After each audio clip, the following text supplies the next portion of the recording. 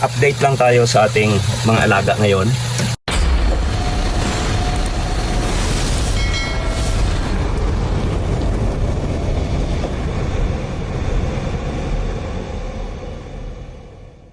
Ito ang mga pakain ko ngayong maga lang ito.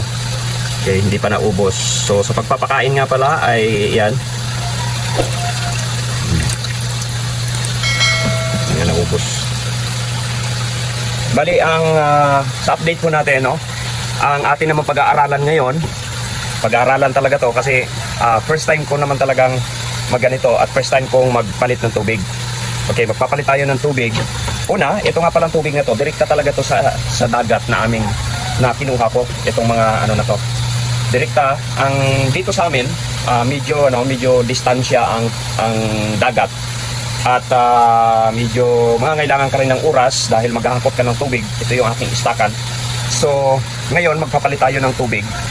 Actually, pang 2 days. Hindi ko rin kung ilang araw ba pinapalitan ang tubig ko. Ito lang muna siguro. Ito lang. Siyempre, kailangan nating magdagdag. Ayan. So, may mga natitira.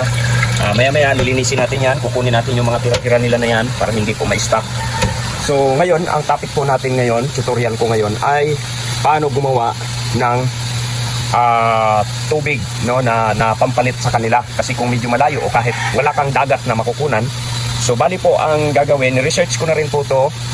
At ang ginawa ko nga pala muna, isang diskarte ko rito, yung pinagkunan ko po nitong mga alimango na to na area, may mga ilog kasi na doon, kumuha po ako ng tubig doon at chinek ko po kung ilan ang salinity nito. Ito yung ginayahan ko ngayon. So 20% ang salinity po nito, ang alat niya. Okay? So sa paggagawa, kailangan sundin ko to at ito na rin yung sinunod ko, no? Ito kasi yung direkta sa tubig nasa 28 salinity kasi nasa looban ko na rin kinuha, hindi direkta doon sa kalawakan ng tubig talaga. Andito na rin sa looban, no? Dumaan na siya sa ilog. Kaya may na rin siya, bumaba na yung salinity niya. Kasi ang base sa aking pag-aaral talaga, no? Siyempre kailangan natin pag-aralan muna 'yan, no? Bago natin gawin. Ang direktang dagat ay nasa 30% salinity. So kaya ang kailangan natin ay 20% salinity lang. Gagayahin ko ito. Ayan, tingnan natin, ha. Ipapakita ko sa inyo, ipapasilip ko sa inyo. Meron na rin nga pala ako, kailangan nyo nga pala sa mga gustong mag-umpisa, kailangan nyo itong pang-test na ito ng salinity. Ang tatak nito ay ATC. Okay, so bali, kapag sisilipin mo ito dito, ewan ko lang kung makita. Mukhang hindi yata makita sa labhit camera. Ayan. So mukhang hindi makita, no? Yan, dito nyo i-check dito. Dito ilalagay ang tubig dito sa area na to. Meron na rin yung kasamang pangkuha ng tubig. Yan. So kukuha lang ng konting tubig tapos ilalagay dito, tatakpan. Mahirap ito mag-isa lang. Tatakpan mo ganyan tapos sisilipin mo dito. Meron kasing percentage yan. Ayan, iwan ko lang kung makita, hindi yata makita sa camera, no?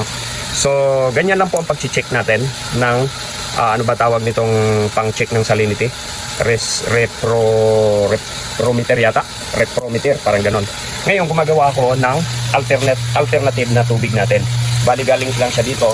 Siguraduhin na ang tubig na galing this well, walang chlorine. Ito po. So, wala po talagang chlorine dapat.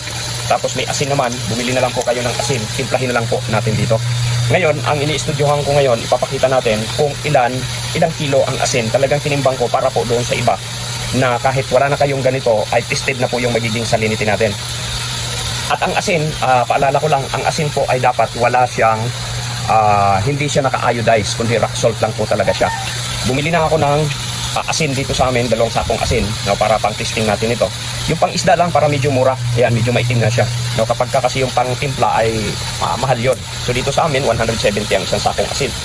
Ito ang ginamit natin na drum is 200 liters po yan. No, sukat po yan. Tapos titimplahin natin kung ilang kilo na asin ang tawag dito ang kailangan, no, na gamitin natin dito. Okay, so nilagyan ko na ng asin yan kaya maitim na siya. Maitim na po. Nilagyan ko na ng asin na nasa 3.2 kilos.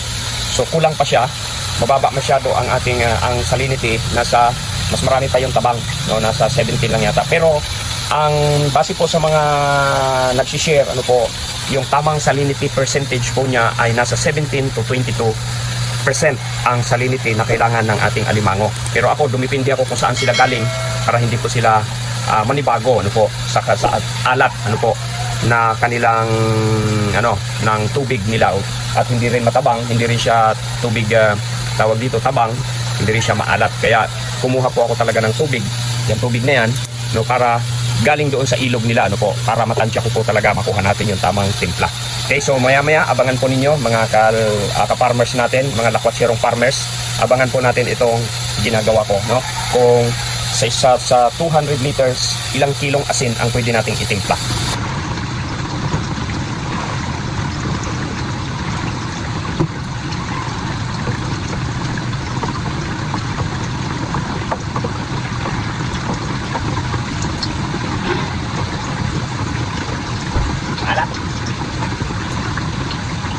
Maalat na pala.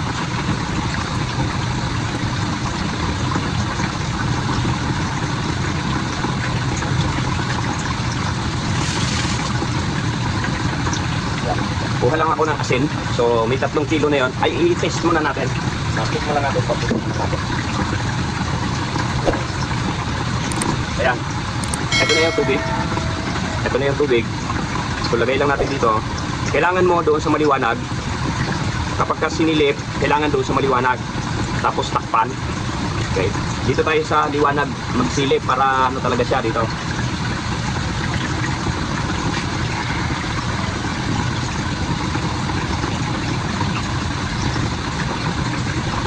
Ngayon, ang salinity percentage nito, ang timpla natin, puno na yung aking 200 liters sa 3 kilo, ay nasa 10%. Okay, so 10%. Ang kailangan ko ngayon ay 20%. So dahil ito ay 3 kilo na, siguro unti-untiin lang natin, no, kasi hindi pa natin kabisado eh. Kung ito ay 10% ngayon, so maaaring nasa 6 na kilo ang kailangan sa 200 liters. Pero unti-untiin lang natin, karkahan ko muna ng 2 kilo ulit, dagdagan ulit ng 2 kilo. No, unti-unti lang, no, para makuha natin yung eksaktong 20% na salinity. Okay?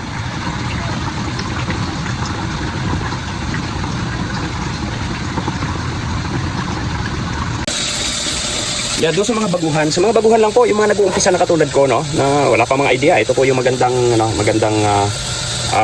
panimula, ano po, na meron na po tayong tutorial kung paano gumawa ng tamang timpla ng tubig para sa ating mga alagang alimango. Ayan, so medyo maitim talaga siya, pero titining naman yan.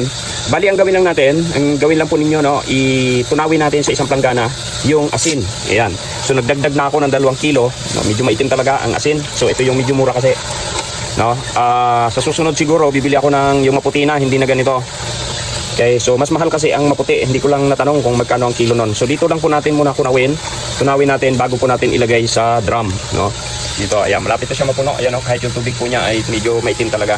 Pero dito naman, ganun din ito, yung tubig sa ilog. Yan, ganyan din, oh. Kaso tumining na lang siya kaya malinaw. Kaya naglinaw na siya. So titining din naman yan at meron naman tayong filtration. Kaya lang dudumi ko agad yung filter. Okay, so ayan. Tunawin lang, tunaw-tunaw lang. Kapag natunaw na, saka natin ibuhos doon sa drum. Ayan, nailagay na natin. Bali, ano na siya, 6 na kilo na asin, no, para sa 200 liters. Testingin naman natin ngayon. Basta huwag lang po kalimutan, ha, sa mga baguhan, halo-haloin lang po natin mabuti para po pag-usual, magparehas po yung alat.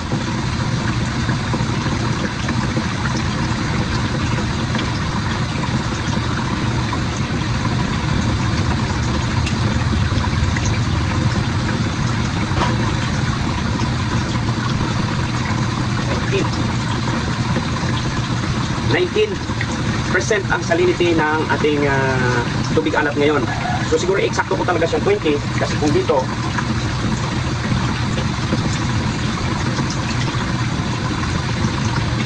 kukuha tayo ulit dito, ulit itong sample natin na galing sa ilog doon sa pinagmulan. Ito yung gagayahan natin.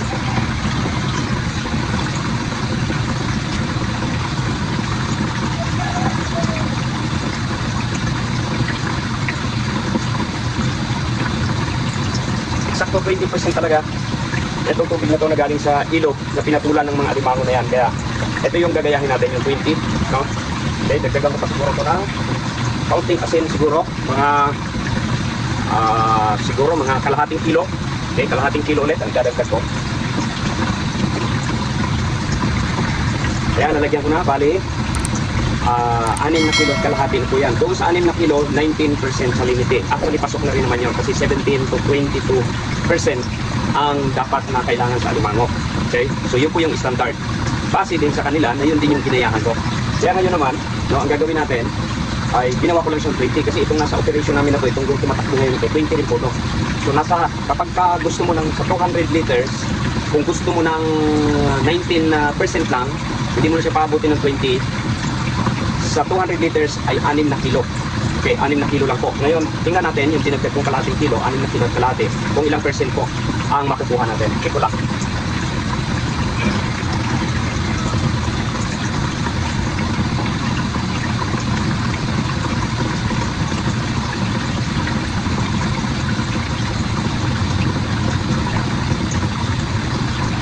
Sakto na mga mga kalapwatsiro nating magsasaka mangingisda dyan.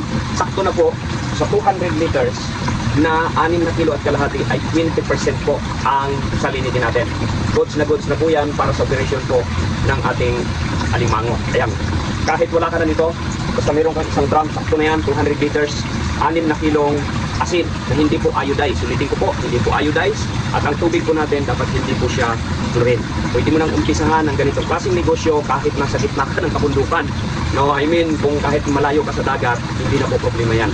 Ganun po yung tawag dito yung sukat natin, no? So ulitin ko lang, sa 200 liters na tubig ay 6 na kilong asin, eksakto sa 20% salinity. So pasok na pasok po yan kasi 17 to 22% ang kailangan na salinity ng mga alimango. Okay, so yun lang. Kung nakatulong ang video ito sa iyo, kung ikaw ay nag-uumpisa at nakatulong sa iyo ang video ito, please don't forget to like, share, and subscribe syempre sa ating channel kung hindi ka pa nakapag-subscribe. Malaking tulong po sa amin yan. Ayan, God bless po and happy farming! Bye-bye!